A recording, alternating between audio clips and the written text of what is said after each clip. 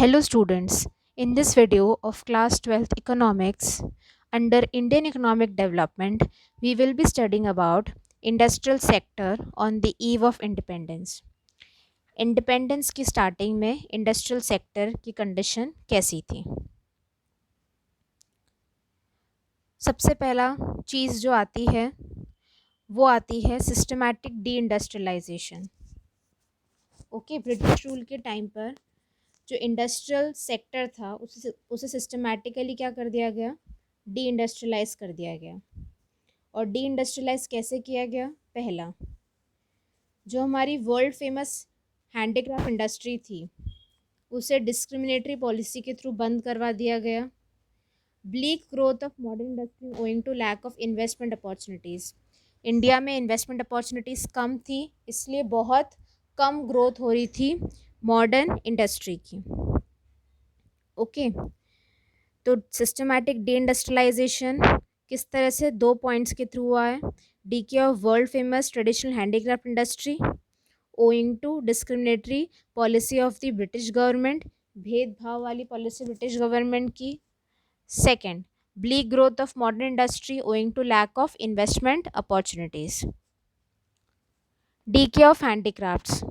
British rule से पहले जो हमारे इंडिया का हैंडीक्राफ्ट था वो वर्ल्ड वाइड फेमस था, उसकी बहुत रेपुटेशन थी एक्सीलेंस और क्वालिटी के कारण। ठीक है, ब्रिटिश राज के कारण वो क्या हो गया, एकदम हैंडीक्राफ्ट इंडस्ट्रीज हमारी इंडिया की ख़त्म हो गई। किस कारण ख़त्म हुई? डिस्क्रिमिनेटरी इकोनॉमिक और पॉलिटिकल पॉलिसीज़ के कारण जो ब्रिटिश गवर्नमेंट ने परस्यू करी। तो वो पॉलिसीज़ क्या थी वो हम अभी देखेंगे। तो पहला है discriminatory tariff policy of the state. अब discriminatory tariff policy of the state क्या है? ठीक है, इंडिया में जो ब्रिटिश रूल था उसी टाइम पर इंडस्ट्रियल रेवोल्यूशन चल रहा था ब्रिटेन में, मतलब नई नई इंडस्ट्रीज बन रही थी ब्रिटेन में और इंडिया में ब्रिटिशर्स का राज चल रहा था। और ब्रिटिशर्स को ये पता चला कि best source of raw material कौन सा है? इंडिया से सबसे अच्छा रॉ मटेरियल मिल सकता है, इसलिए best source of raw material India के पास था। ओके, और मार्केट इंडस्ट्रियल प्रोडक्ट्स को बेचने का बेस्ट मार्केट कौन सा है? इंडिया का है। The British found India as the best source of raw material as well as the best market for the industrial products. मतलब यहाँ से रॉ मटेरियल मिल सकता है और यहाँ का मार्केट बहुत बड़ा है, तो इंडस्ट्रियल प्रोडक्ट्स हम यहाँ पर क्या कर सकते हैं? सेल कर सकते हैं। ठीक है, इसी के कारण एक डिस्क्रिमिनेटरी टैरिफ पॉलिसी को परस्यू किया गया। एक डिस्क्रिमिनेटरी टैरिफ पॉलिसी को परस्यू किया गया। ओके, जिसमें tariff free export of raw materials from India. ठीक है, बिना किसी टैक्स के रॉ मटेरियल एक्सपोर्ट किया जा सकता था इंडिया से। और दूसरा, tariff free import of British industrial products into India. India में जो ब्रिटिश के इंडस्ट्रियल प्रोडक्ट्स थे वो बिना टैक्स के इंपोर्ट हो रहे थे, तो इंडिया में जो ब्रिटिश के इंडस्ट्रियल प्रोडक्ट्स थे वो क्या थे? सस्ते थे। और हमारा रॉ मटेरियल जो टैरिफ फ्री था, टैक्स फ्री था, वो ब्रिटिश की जो इंडस्ट्री थी उससे सस्ता मिल रहा था। ठीक है, अब इसके साथ उन्होंने क्या करा? हैवी ड्यूटी यानी बहुत ज़्यादा टैक्स लगा दिया किसके ऊपर? एक्सपोर्ट ऑफ इंडियन हैंडीक्राफ्ट के ऊपर। जो भी इंडिया का हैंडीक्राफ्ट एक्सपोर्ट होता था उस पर टैक्स लगा दिया, और उसकी जो कॉम्पिटिटिवनेस थी इंटरनेशनल मार्केट में वो क्या हो गई? कम हो गई, क्योंकि टैक्स लगाने के कारण वो हैंडीक्राफ्ट क्या हो गया? बहुत कॉस्टली हो गया। Okay, as a consequence while the British product started gaining the Indian markets, क्योंकि टैक्स फ्री इंपोर्ट हो रहा है इंडस्ट्रियल प्रोडक्ट्स का जो ब्रिटिश से आ रहा है, उसकी इंपॉर्टेंस इंडिया में बढ़ती जा रही है क्योंकि वो सस्ता है और हैंडीक्राफ्ट महंगा है। ठीक है, इसलिए जो हैंडीक्राफ्ट इंडस्ट्री थी उसने अपना मार्केट लूज़ कर दिया डोमेस्टिकली भी, और फॉरेन मार्केट में भी वो बहुत ज़्यादा महंगा हो गया ज़्यादा टैक्स लगाने के कारण, तो फॉरेन मार्केट में भी उसने अपना कॉम्पिटिटिवनेस खो दी। और इसके कारण क्या हुआ? DK of handicrafts was the end result, मतलब सारी हैंडीक्राफ्ट यूनिट्स क्या होगी? बंद होने लग गई। ठीक है, कि दोनों ही जगह हैंडीक्राफ्ट्स क्या हो गया? कॉस्टली हो गया। नेक्स्ट है disappearance of princely codes. Disappearance of princely codes, Prior to British rule, Nawabs, Rajas, princes, and emperors ruled different parts of the country. They used to patronize the handicrafts, because of which the Indian handicraft industry had acquired international reputation. The beginning of British rule implied the end of princely courts, consequently, the handicraft started decaying. अब ये जो handicrafts की demand थी हमारी country के different parts में, वो किसके द्वारा डिमांड थी? नवाब्स, राजास, प्रिंसेस और एम्परर्स के कारण। ठीक है, अब ये लोग रेपुटेशन बहुत देते हैंडीक्राफ्ट को, इंडिया के हैंडीक्राफ्ट को ये लोग बहुत रेपुटेशन देते थे। ठीक है, इसकी बहुत रिस्पेक्ट थी, क्योंकि इंटरनेशनली इसकी बहुत वैल्यू थी, इसकी बहुत रेपुटेशन थी, इसकी क्वालिटी बहुत अच्छी थी। तो जैसे ही ब्रिटिश रूल स्टार्ट हुआ, क्या चीज़ें ख़त्म होने लग गई? प्रिंसली कोर्ट्स, मतलब राजा महाराजाओं के कोर्ट्स क्या होने लग गए? ख़त्म होने लग गए। इसलिए धीरे धीरे हैंडीक्राफ्ट्स की डिमांड भी क्या होने लग गई? ख़त्म होने लग गई। राजा महाराजा लोगों को ही गद्दी पे से हटा दिया गया, तो खरीदेगा कौन ही हैंडीक्राफ्ट्स को? ओके, नेक्स्ट है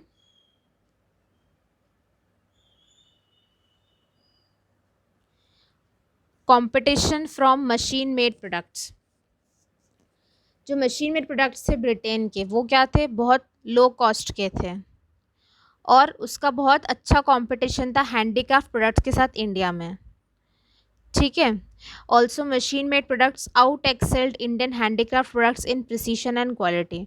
अब मशीन मेड प्रोडक्ट्स क्या थे? क्वालिटी और प्रिसीजन में, प्रिसीजन मतलब एक्यूरेसी, बारीकी में, वो ज़्यादा अच्छे थे as compare to handicraft products के। ठीक है, तो competition force the Indian craftsman to shut down their enterprises. तो लोग क्या खरीदने लग गए? Machine made products. उसके कारण क्या हो गया? जो इंडियन क्राफ्ट्समैन है उन्हें अपनी हैंडीक्राफ्ट एंटरप्राइज को क्या करना पड़ा? बंद करना पड़ा। Next, new patterns of demand. Owing to the impact of British culture, a new class emerged in India which was keen to adopt the Western lifestyle. This changed the pattern of demand against the Indian products and in favor of British products. In the process, the Indian industry started losing domestic market and ultimately perished. New patterns of demand, इसका मतलब क्या है? अब British culture जो हो गया, western culture, वो India पर थोड़ा इफेक्ट होने लग गया। मतलब जो इंडिया के लोग थे वो भी क्या करने लग गए? वेस्टर्न लाइफस्टाइल को फॉलो करने लग गए। इसलिए जो इंडिया के डिमांड का पैटर्न था वो भी क्या हुआ? चेंज हुआ, और किसके फेवर में हुआ? ब्रिटिश प्रोडक्ट्स के फेवर में हुआ। ओके, इस प्रोसेस में क्या हुआ? जो इंडिया की इंडस्ट्री थी वो अपना मार्केट क्या करने लग गई? लूज़ करने लग गई। उसका मार्केट, इंडिया की डोमेस्टिक मार्केट क्या होने लग गया? लूज़ होने लग गया, और अल्टीमेटली क्या हो गया? ख़त्म हो गया। नेक्स्ट पॉइंट है introduction of railways in India. With the introduction of railway, size of the market for the low-cost British products tended to expand, while it started shrinking for the high-cost Indian products. This hastened, quickened the process of decay of Indian handicrafts. अब जैसे ही railway start हुई, तो उस introduction of railways के कारण जो low cost British products थे वो आसानी से एक्सपैंड होने लग गए और आसानी से बिकने लग गए अलग अलग जगहों पर। लेकिन जो हाई कॉस्ट इंडिया के प्रोडक्ट्स थे वो क्या हो गए? श्रिंक होने लग गए, उनकी बिक्री कम होने लग गई, और जल्दी जल्दी क्या होने लग गया? हैंडीक्राफ्ट जो था इंडिया का वो क्या होने लग गया? ख़त्म होने लग गया। नेक्स्ट, अब इन शॉर्ट में जो ब्रिटिश गवर्नमेंट है उसने क्या करा? कन्वर्ट कर दिया इंडिया की इकोनॉमी को, किस इकोनॉमी में? कॉलोनियल मार्केट में। ठीक है, मतलब बाज़ार किसका? ब्रिटिशर्स का बाज़ार। किसके लिए? ब्रिटिश इंडस्ट्रियल गुड्स के लिए। अब इसका असर क्या हुआ? एक्सप्लॉयटेशन हुआ इंडियन मार्केट का, शोषण हुआ इंडिया के मार्केट का as a source of raw material for the British industry. हमने क्या दे दिया? हमारे यहाँ के रॉ मटेरियल दे दिया ब्रिटिश इंडस्ट्री को, और a destination of demand of British products, और जो फैक्ट्री में उनकी ब्रिटिश प्रोडक्ट्स बन रहे हैं उसकी डिमांड भी हमारा ही मार्केट कर रहा है। Okay, a destination of demand for the British products. In the process the handicraft industry in India was finally eliminated. अब इस प्रोसेस में जो हैंडीक्राफ्ट इंडस्ट्री थी वो पूरी तरीके से क्या हो गई थी? ख़त्म हो गई थी। ओके, अब क्या है हमारे पास? Bleak notional growth of modern industry. Bleak मतलब थोड़ी थोड़ी, ओके, ब्लीक का मतलब क्या होता है, थोड़ी थोड़ी, ब्लीक, ब्लीक ग्रोथ मतलब थोड़ी थोड़ी ग्रोथ ऑफ मॉडर्न इंडस्ट्री। अब ब्रिटिश राज के टाइम पर modern industry saw only a bleak growth, थोड़ी सी ग्रोथ हुई थी मॉडर्न इंडस्ट्री की। It was only in the second half of 19th century, second half of 19th century में modern industry ने कुछ ग्रोथ शो करी थी। अब इसके 3 ऑब्जर्वेशन है। सबसे पहला क्या है, कुछ इंडस्ट्रीज उस टाइम पर स्टैब्लिश हुई थी, किनके द्वारा, प्राइवेट लोगों के द्वारा, प्राइवेट एंटरप्रेन्योर्स के द्वारा। और वो कौन सी इंडस्ट्री थी, आयरन और steel industry. Okay, iron, Tata iron and steel company was founded in 1907। देखो टाटा कंपनी कितनी पुरानी है, टाटा आयरन और स्टील इंडस्ट्री हुई थी 1907 में।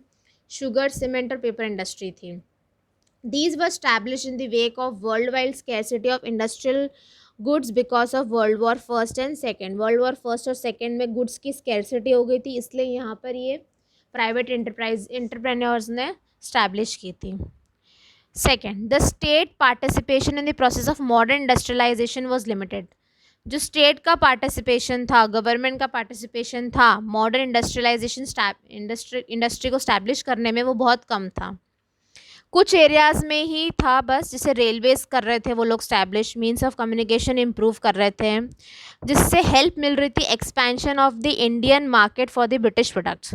मतलब ब्रिटिशर्स जो कर रहे थे वो खुद के फ़ायदे के लिए कर रहे थे, खुद के ब्रिटिश प्रोडक्ट्स को बेचने के लिए थोड़ा बहुत रेलवेज़ को एक्सपैंड कर रहे थे, कम्युनिकेशन को अच्छा कर रहे थे, जिससे उनके ब्रिटिश के प्रोडक्ट्स बिक जाए मार्केट में।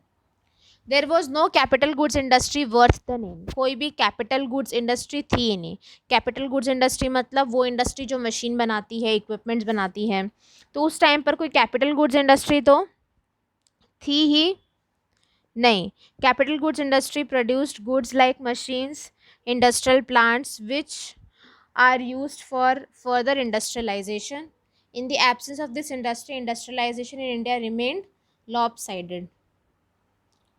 ठीक है, कैपिटल गुड्स इंडस्ट्रीज क्या प्रोड्यूस करती है, गुड्स प्रोड्यूस करती है, जैसे machines, industrial plants which are used for further industrialisation, उससे इंडस्ट्री और आगे बढ़ती है। ठीक है, अब इसकी कमी के कारण जो इंडस्ट्रियलाइजेशन था हमारे यहाँ बहुत कम था। ब्रीफली, जो इंडस्ट्रियल सेक्टर है on the eve of independence relieve 4 core characteristics. अब अगर हम शॉर्ट में देखें तो हमारा जो इंडस्ट्रियल सेक्टर है on the eve of independence, उसके क्या हैं, 4 कोर कैरेक्टरिस्टिक्स है। और उससे क्या दिख रहा है, हमारी बैकवर्डनेस दिख रही है और हमारी लिमिटेड ग्रोथ दिख रही है।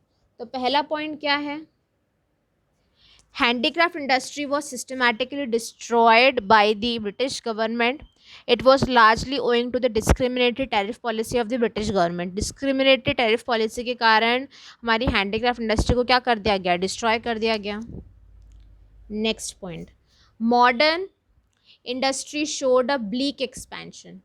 मतलब जो हमारी कैपिटल गुड्स इंडस्ट्री थी, कैपिटल गुड्स इंडस्ट्री तो एग्जिस्ट ही नहीं करती थी, जो मॉडर्न इंडस्ट्री थी उसमें बहुत ही थोड़ा थोड़ा एक्सपेंशन हो रहा था। It was by and large restricted to the expansion of British railways, बस थोड़ा सा रेस्ट्रिक्टेड एक्सपेंशन हुआ था रेलवेज का। It helped expansion of the Indian market for the British products. अब ये रेलवेज का एक्सपेंशन इसलिए किया गया था जिससे जो ब्रिटिश के प्रोडक्ट्स हैं वो इंडिया में आ सकें। नेक्स्ट पॉइंट है आपका कैपिटल गुड्स इंडस्ट्री। तो जो कैपिटल गुड्स इंडस्ट्री है, जो सबसे इम्पॉर्टेंट एलिमेंट है इंडस्ट्रियल ग्रोथ का, वो था ही नहीं almost.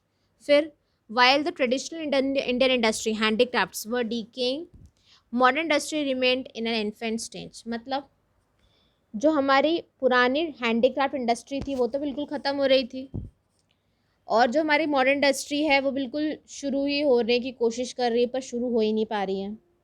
This again pointed to the backwardness of the Indian economy with little or no evidence of dynamic change. इससे क्या दिखता है कि हमारी इंडियन इकोनॉमी बहुत ही क्या थी, बैकवर्ड थी और कुछ चेंज नहीं हो रहा था। ठीक है, अब यहाँ पर जो चीज़ आती है वो क्या आती है, 2-fold motive behind the systematic deindustrialisation during the British rule. क्या 2-fold मोटिव था डी इंडस्ट्रियलाइजेशन का during the British rule in India. पहला तो ये था एक्सप्लॉइट कर देना इंडिया की वेल्थ को of raw materials and primary products like cotton and jute. It was required to fulfill the emerging needs of industrial inputs in the wake of industrial revolution in Britain। मतलब India के पास जो resources है उसे ख़त्म कर देना और अपने फ़ायदे के लिए यूज़ कर लेना। ओके, इंडिया के पास जो भी रॉ मटेरियल्स उसे ख़त्म करके अपने फ़ायदे के लिए यूज़ कर लेना। दूसरा, to exploit India as a potential market for the industrial products of Britain. अब इंडिया का जो मार्केट है उसे यूज़ कर रहे हैं ब्रिटिश के प्रोडक्ट्स को बेचने के लिए। ठीक है, अब इन दो मोटिव के कारण दो कॉन्सिक्वेंस आए हैं। ठीक है, इन दो मोटिव्स के कारण दो कॉन्सिक्वेंस आएंगे। तो पहला क्या आया है, destruction of handicrafts in India, handicraft destruct हो गई इंडिया में। Impetus to the process of industrialization and Britain, importance मिली किसी प्रोसेस ऑफ इंडस्ट्रियलाइजेशन को ब्रिटेन में। अब नेक्स्ट है हमारे पास जो है वो है foreign trade under British rule. Foreign trade कैसा था ब्रिटिश रूल के टाइम पर। अब इंडिया ने हमेशा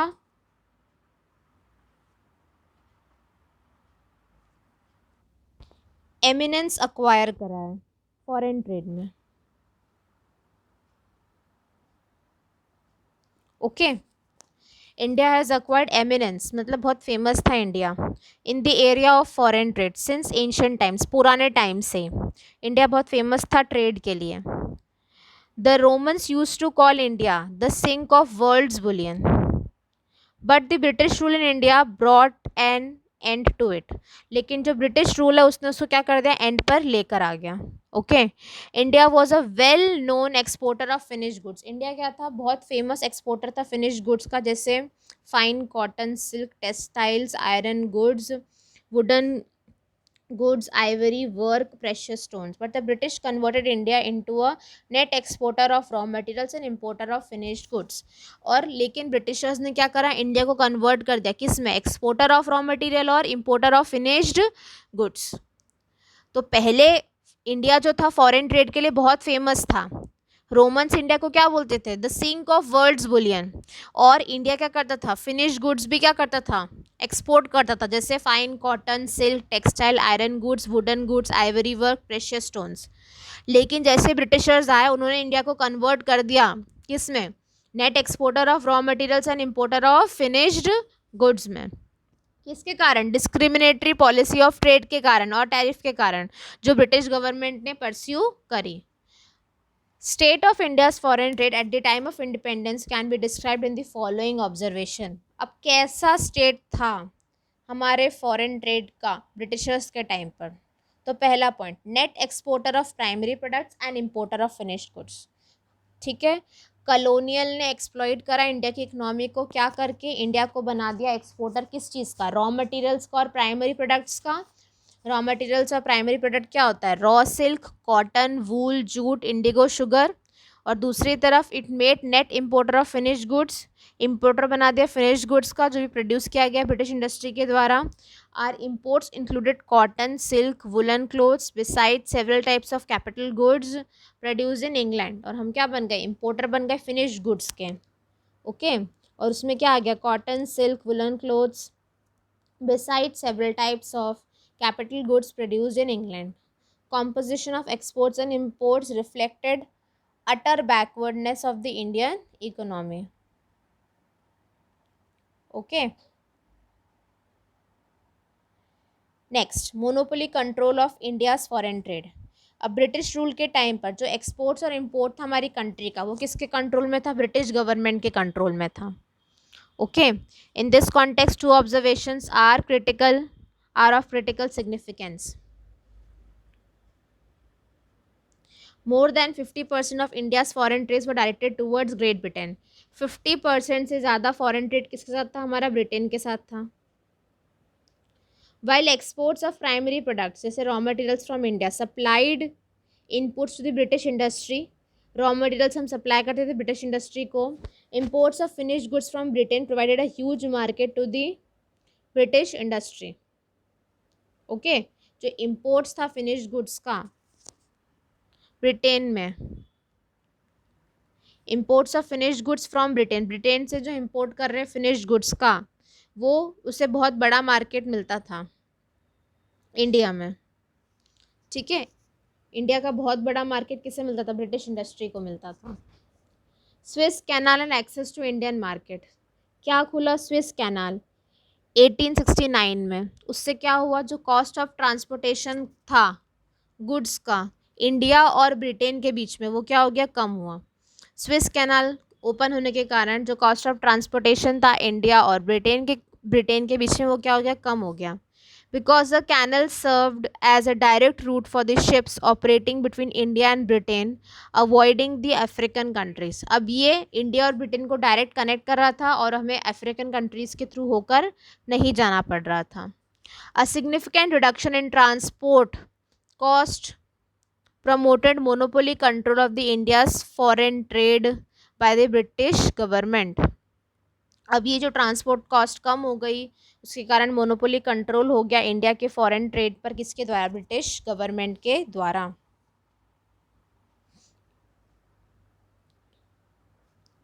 अब कॉलोनियल पॉलिसी जो थी ब्रिटिश गवर्नमेंट की, उसके कारण क्या हुआ, मोनोपोली कंट्रोल हो गया इंडिया के फॉरेन ट्रेड पर। जो भी एक्सपोर्ट इम्पोर्ट थे उसे रेस्ट्रिक्ट कर रखा था इंडिया और ब्रिटेन के बीच में। इंडिया का जो एक्सपोर्ट्स था वो प्रोवाइड करता था raw material to the British industries, while जो इंडिया का इम्पोर्ट था वो क्या प्रोवाइड करता था, huge market to the British industry. ये क्या है, कैरेक्टरिस्टिक्स है एक बैकवर्ड इकोनॉमी के, पिछड़ी हुई इकोनॉमी के ये कैरेक्टरिस्टिक्स हैं। Next, surplus trade but only to benefit the British. Okay, जो ट्रेड था वो क्या था, सरप्लस में हो रहा था। ठीक है, हम जो एक्सपोर्ट कर रहे थे रॉ मटेरियल्स का, उसके कारण ट्रेड क्या हो रहा था, सरप्लस हो रहा था। Surprisingly during the British regime our export exceeds our import, मतलब ब्रिटिशर्स के दौरान हमारे एक्सपोर्ट ज़्यादा थे इम्पोर्ट के कंपैरिजन में। इसके कारण क्या हुआ, surplus of balance of trade, balance of trade का क्या था, surplus. But note these points carefully, this surplus was owing largely to the export of primary goods. ये सरप्लस किस कारण हुआ था, प्राइमरी गुड्स को एक्सपोर्ट करने के कारण। इंडस्ट्रियल गुड्स को एक्सपोर्ट करने के कारण नहीं, प्राइमरी गुड्स को एक्सपोर्ट करने के कारण। सरप्लस अच्छा तभी होता है जब इंडस्ट्रियल गुड्स को आप एक्सपोर्ट कर रहे हो, ये सरप्लस हमारा अच्छा नहीं है। ठीक है, अगर आप का सरप्लस हो रहा है प्राइमरी गुड्स को एक्सपोर्ट करने के कारण, तो ये किस चीज़ का साइन है, एक इकोनॉमिक बैकवर्डनेस का साइन है। Okay, the trade surplus was not use for the growth and development of the country, instead it was use to meet. अभी जो ट्रेड सरप्लस है उससे कंट्री का ग्रोथ और डेवलपमेंट तो हो नहीं रहा है, पर कि बल्कि उसे यूज़ किया जा रहा है एडमिनिस्ट्रेटिव एक्सपेंसेस के लिए। किसके एडमिनिस्ट्रेटिव एक्सपेंसेस के लिए, ब्रिटिश गवर्नमेंट के। इंडिया में expenses of wars fought by the British government, ये जो सरप्लस था वो यूज़ किया जाता था expenses of wars, British government की वॉर के एक्सपेंसेस के लिए। Administrative and war expenses led to huge drain of wealth from India. अब ये जो एडमिनिस्ट्रेटिव और वॉर एक्सपेंसेस थे उसके कारण क्या हो गया, वेल्थ इंडिया से क्या हो गई, बहने लग गई। ठीक है, it compounded the backwardness of the Indian economy, जो इंडियन इकोनॉमी की बैकवर्डनेस थी वो क्या हो गई, बढ़ती गई। Surplus generated as balance of trade was only spent to meet administrative and war expenses by the British government in India. These expenses led to a huge drain of wealth as it was not used for investment. Consequently, poverty and backwardness was alleviated. Drain of India's wealth, बह रही थी India की संपत्ति। ठीक है, huge administrative expenses were incurred by the British government to manage their colonial rule in India. बहुत बड़े बड़े खर्चे करने पड़ रहे थे ब्रिटिश गवर्नमेंट को कॉलोनियल रूल करने के लिए इंडिया में। ठीक है, also huge expenses were incurred by the British government to fight wars in pursuit of their policy of imperialism, बहुत सारी वॉर्स भी फाइट करनी पड़ रही थी। Okay, all these expenses were borne by the Indian exchequer, ये सब expenses कौन बेयर कर रहा था, Indian exchequer. This implied a drain of India's wealth, तो इसके कारण इंडिया की वेल्थ क्या हो रही थी, drain. I hope that through this video you understood the industrial sector on the eve of independence and foreign trade under British rule. Thank you.